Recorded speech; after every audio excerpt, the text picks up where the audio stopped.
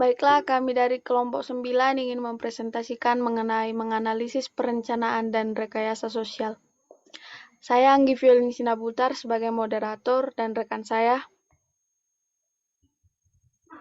Agnes Witawati Zebun sebagai penyaji.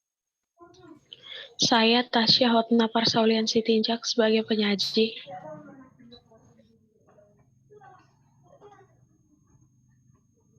Baiklah, saya lanjutkan. Pengertian perencanaan. Perencanaan diartikan sebagai suatu proses penetapan tujuan dan sasaran, menentukan pilihan-pilihan tindakan yang akan dilakukan, dan mengkaji cara-cara terbaik untuk mencapai tujuan yang telah ditetapkan sebelumnya. Perencanaan mengandung beberapa arti, antara lain, yang pertama, proses, yaitu konsep dasar yang menjelaskan bahwa kegiatan yang dilakukan akan berjalan sesuai dengan tahap-tahap yang ditentukan. Dalam hal ini, kegiatan dalam perencanaan dilakukan menurut proses yang berlaku. Yang kedua, penetapan tujuan dan sasaran, yaitu kegiatan merencanakan ke arah mana organisasi dapat menentukan tujuannya secara khusus ataupun umum, tujuan jangka panjang maupun tujuan jangka pendek. Yang ketiga, pemilihan tindakan, yaitu organisasi harus mengoptimalkan pada beberapa tindakan yang efektif ketimbang harus menggunakan semua tindakan yang kadang tidak efektif. Yang keempat, mengkaji cara terbaik. Walaupun pilihan tindakan itu sudah dianggap baik, namun bisa saja tetap tidak efektif kalau dilakukan dengan cara kurang baik. Sebaliknya, sesuatu yang baik apabila dilakukan dengan cara yang baik pula maka akan menghasilkan sesuatu yang efektif. Dan yang kelima, tujuan. Hal ini menyangkut hasil akhir atau sasaran khusus yang diinginkan oleh organisasi keinginan. Bisa dinyatakan dalam suatu standar-standar yang baik, yang berlaku baik, kualitatif, maupun kuantitatif. Jadi dapat disimpulkan bahwa perencanaan adalah tindakan integratif yang mencoba untuk memaksimumkan efektivitas secara total dari organisasi sehingga apa yang dibutuhkan tercapai. Dengan demikian, perencanaan paling tidak harus memiliki 3 aspek utama, yaitu yang pertama menyangkut masa yang akan datang, yang kedua harus menyangkut tindakan, dan yang terakhir memiliki serangkai tindakan di masa yang akan datang yang akan diambil oleh perencanaan. Selanjutnya, pentingnya suatu perencanaan. Perencanaan sangat penting dan perlu untuk setiap usaha mencapai tujuan. Alasan ini didasarkan pada suatu pandangan bahwa kondisi di masa depan tidaklah pasti. Lingkungan pun, baik perseorangan maupun lembaga, untuk selalu membuat rencana. Tanpa membuat perencanaan, organisasi akan kehilangan arah dan sulit untuk mengantisipasi ancaman perubahan lingkungan. Banyak faktor yang mempengaruhi pentingnya perbuatan suatu perencanaan, antara lain perubahan ekonomi, kemajuan teknologi, perubahan iklim, perubahan selera konsumen, gejolak politik, dan sistem keamanan yang tidak terjamin memberikan banyak tantangan yang harus dihadapi walaupun penuh dengan risiko.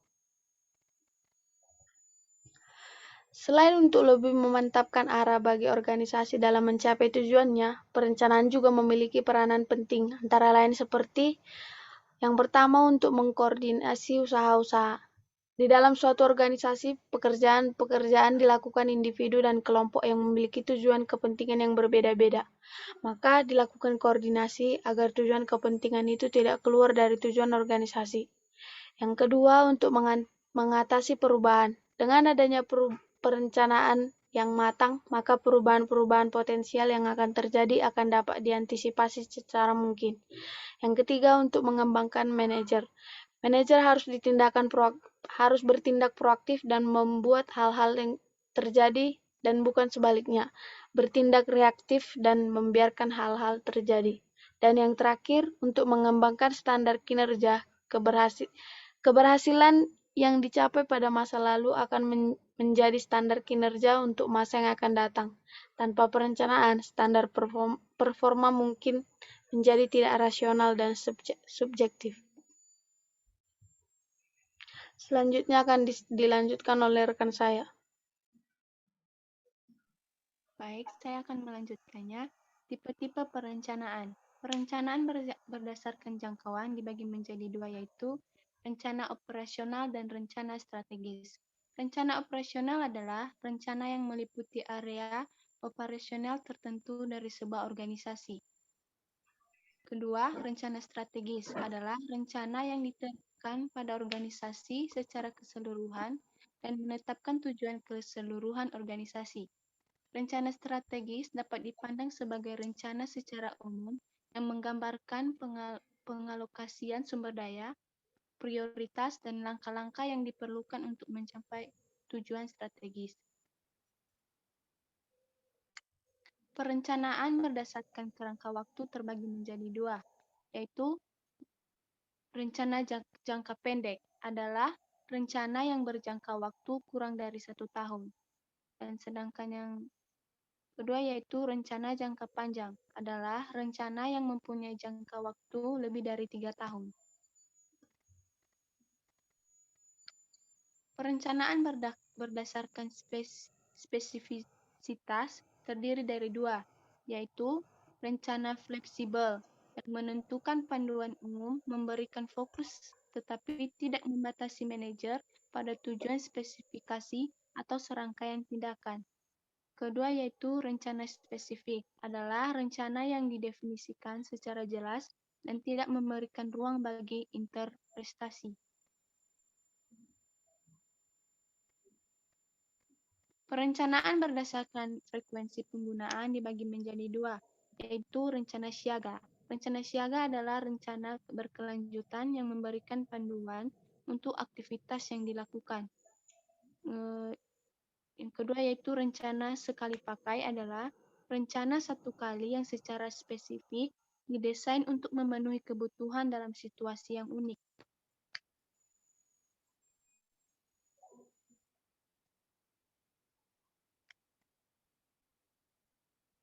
Hambatan dalam penetapan tujuan dan perencanaan.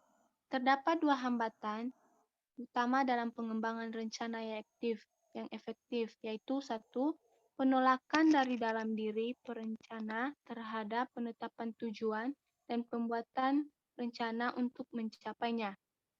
David A. Cobb dan kawan-kawannya mengemukakan beberapa alasan mengapa manajer ragu-ragu atau seringkali gagal dalam menetapkan tujuan organisasi, yaitu satu, keengganan melepaskan tujuan alternatif.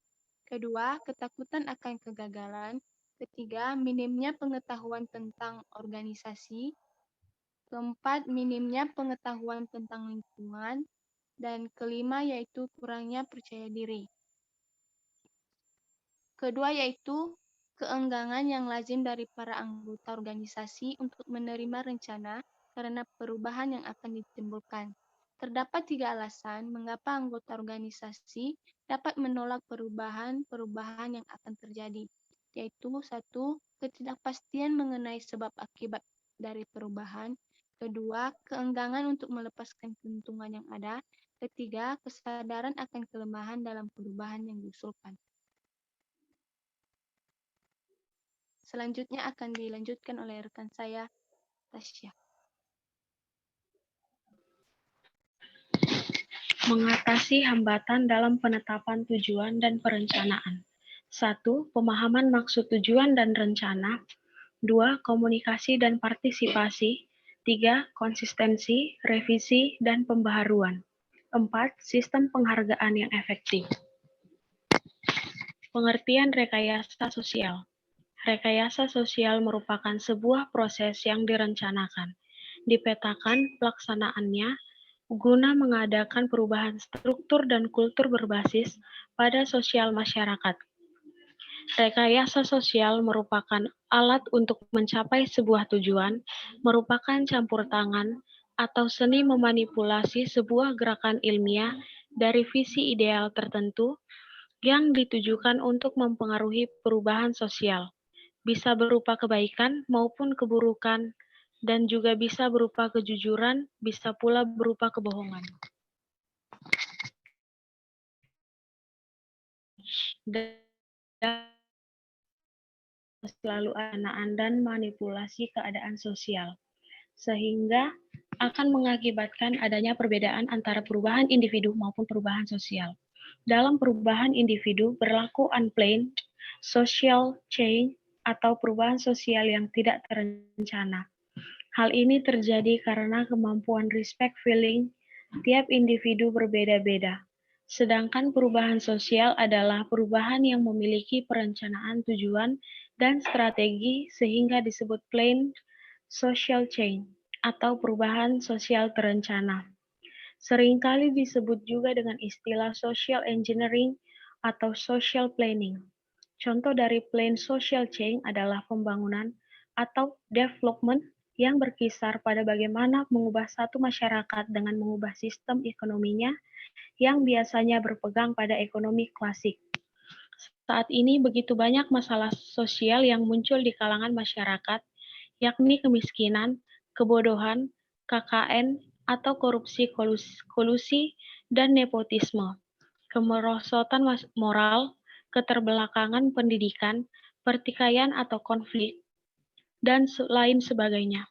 Oleh karena itu, dibutuhkan suatu konsep rekayasa sosial untuk memecahkan masalah tersebut, dan biasanya efek bias yang ditimbulkan ditandai dengan perubahan untuk fungsionalisasi kelompok lembaga.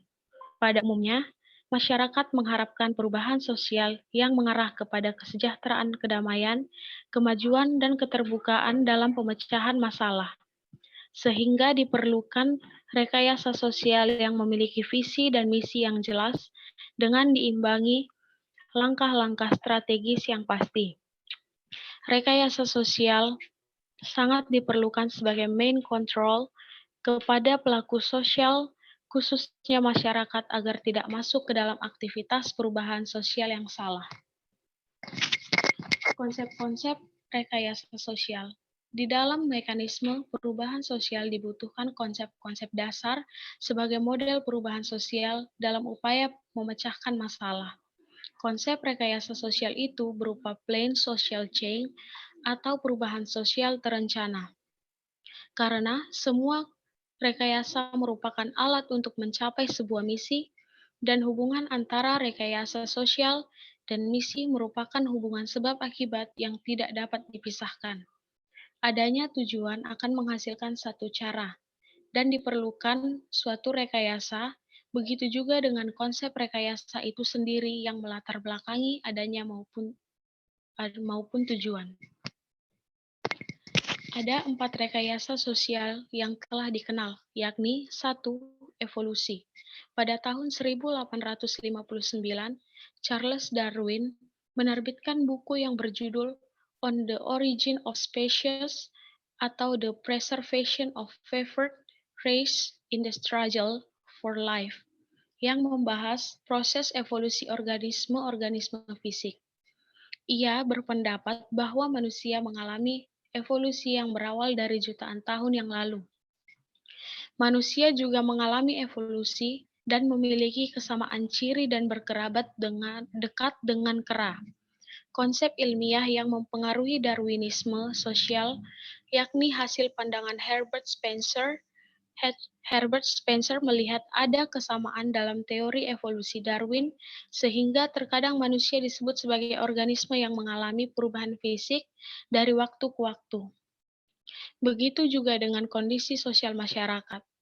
Darwinisme sosial menggambarkan bahwa perubahan dalam masyarakat berlangsung secara evolusioner atau lama, yang dipengaruhi oleh kekuatan yang tidak dapat diubah oleh perilaku manusia, dan konflik antara kelompok-kelompok dalam masyarakat menyebabkan kemajuan sosial sebagai kelompok superior outcompete yang rendah. Darwinisme sosial umumnya dipahami untuk menggunakan konsep perjuangan untuk eksistensi dan survival of the fittest untuk membenarkan kebijakan sosial yang tidak membeda-bedakan mereka, mampu menghidupi diri sendiri, dan orang-orang tidak mampu menghidupi diri sendiri. Banyak seperti dilihat stres kompetisi antara individu dalam laissez-faire kapitalisme, tetapi ideologi juga telah memotivasi gagasan eugenika, rasisme ilmiah, imperialisme, fasisme, dan nazisme, dan perjuangan antara kelompok nasional atau ras. Evolusi juga suatu penyesuaian mental karena tekanan yang tidak lagi Kebiasaan berpikir yang dibentuk pada masa lampau untuk menyesuaikan dengan keadaan yang lain. Veblen, 1944. Evolusi sosial, dengan kata lain perubahan sosial yang berlangsung secara perlahan-lahan dan kumulatif, atau evolusi bukannya revolusi. Dan perubahan sosial ditentukan dari dalam atau endogen dan eksogen. Sebagai contoh evolusionisme di Inggris yang merupakan penerapan atas teori Darwinisme. Perubahan evolusi adalah perubahan-perubahan sosial yang terjadi dalam proses lambat, dalam waktu yang cukup lama dan tanpa ada kehendak tertentu dari masyarakat yang bersangkutan, atau tidak terencana. Perubahan-perubahan ini berlangsung mengikuti kondisi perkembangan masyarakat, yaitu sejalan dengan usaha-usaha masyarakat dalam memenuhi kebutuhan hidupnya sehari-hari. Dengan kata lain, perubahan sosial terjadi karena dorongan dari usaha-usaha masyarakat guna menyesuaikan diri terhadap kebutuhan-kebutuhan hidupnya dengan perkembangan masyarakat pada waktu tertentu sesuai dengan lingkungannya. Contohnya, perubahan sosial dari masyarakat berburu menuju ke masyarakat meramu. Dalam proses perubahan tersebut, dibutuhkan waktu yang cukup lama. Satu kelompok masyarakat berpikir bahwa hewan buruan yang dijadikan makanan banyak tersedia, maka mereka berpikir untuk melakukan pembunuhan dalam proses pemenuhan kebutuhan hidupnya. Sementara seiring dengan waktu, ketika jumlah hewan buruan terbatas, mereka harus berpikir untuk melakukan hal lain, misalnya dengan bercocok tanam. Ada proses perubahan yang perlahan di sana, yang kemudian membentuk sebuah situasi sosial yang baru. 2. Revolusi. A. Definisi dan karakteristik revolusi. Kata revolusi muncul dalam pengertian yang umum pada abad ke-14, yang berarti gerakan berputar yang diperkenalkan oleh Nicolaus Copernicus untuk menunjukkan gerakan berputar benda-benda langit. Namun, seiring berjalannya waktu, revolusi diartikan sebagai terobosan historis yang membentuk masyarakat baru dan sebagai bentuk dari perubahan sosial yang saling spektakuler yang menyentuh seluruh aspek kehidupan berbangsa, perubahan yang beresiko dan sporadis. Revolusi menutup satu zaman dan membuka zaman baru tanpa menyisakan hal apapun seperti sebelumnya. Revolusi memang perubahan yang cepat, tetapi tidak semua perubahan yang cepat disebut revolusi. Menurut Stomka, dalam Rahmat J. 1999, setidaknya ada 5 ciri dari revolusi yang membedakannya dari perubahan sosial lainnya. 1. Revolusi menghasilkan perubahan dengan skala paling luas dan menyentuh seluruh dimensi kehidupan masyarakat. 2. Perubahan pada revolusi bersifat radikal, fundamental, dan mengakar pada inti permasalahan. 3. Perubahan terjadi dengan sangat cepat. 4. Revolusi menunjukkan perubahan yang paling nyata. Karena itu, yang paling dikenal.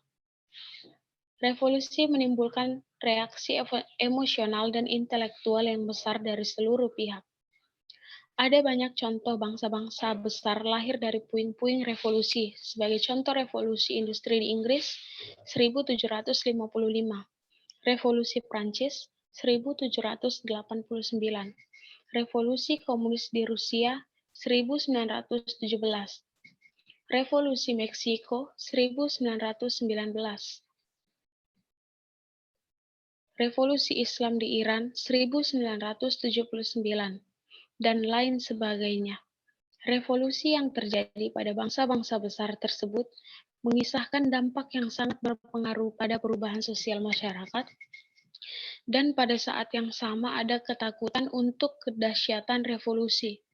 Revolusi menjadi momok yang mengerikan, bersimbah darah, dan penuh dengan adegan kekerasan, dan di sisi lain, revolusi menjadi harapan yang membimbing kita pada status quo, pada cahaya masa depan. Dampak revolusi. Revolusi memberikan penawaran perubahan sosial yang menimbulkan dampak pada segala aspek kehidupan sosial. Sebagai contoh, revolusi industri di Inggris. Revolusi industri di Inggris merupakan periode antara tahun 1750 sampai 1850, di mana terjadinya perubahan secara besar-besaran di bidang pertanian, manufaktur, pertambangan, transportasi, dan teknologi, serta memiliki dampak yang mendalam terhadap kondisi sosial ekonomi dan budaya di dunia. Dampak yang terjadi memacu timbulnya revolusi sosial, munculnya gerakan sosialis, bergejolaknya imperialisme modern, dan lain sebagainya. Sehingga, dengan adanya perubahan tersebut, berdampak pada perubahan yang terjadi dalam skala dunia, yaitu pergolakan penjajahan atas negara miskin dan berkembang semakin berkobar. Penindasan di mana-mana, perusakan dan eksplorasi sumber daya semakin tak beraturan. Pelecehan terhadap kaum lemah dan wanita semakin meningkat, dan lain sebagainya. Hal ini yang menjadikan teori revolusi dipandang sebagai suatu konsep perubahan yang gagal, karena revolusi bukan alternatif yang tepat, melainkan memacu timbulnya masalah dan konflik baru bagi kehidupan secara global. Pada abad ke-20, teori revolusi mulai tumbang dikarenakan begitu banyak efek dan dampak yang ditimbulkan. Tidak hanya berdampak pada masa pasca revolusi, tetapi untuk waktu yang berkepanjangan. Adapun dampaknya adalah sebagai berikut. 1. Revolusi tidak menjanjikan kemajuan tetapi krisis. 2. Revolusi tidak menegakkan keadilan dan kemakmuran, tetapi justru melahirkan ketidakadilan, penindasan, kesengsaraan yang berkepanjangan.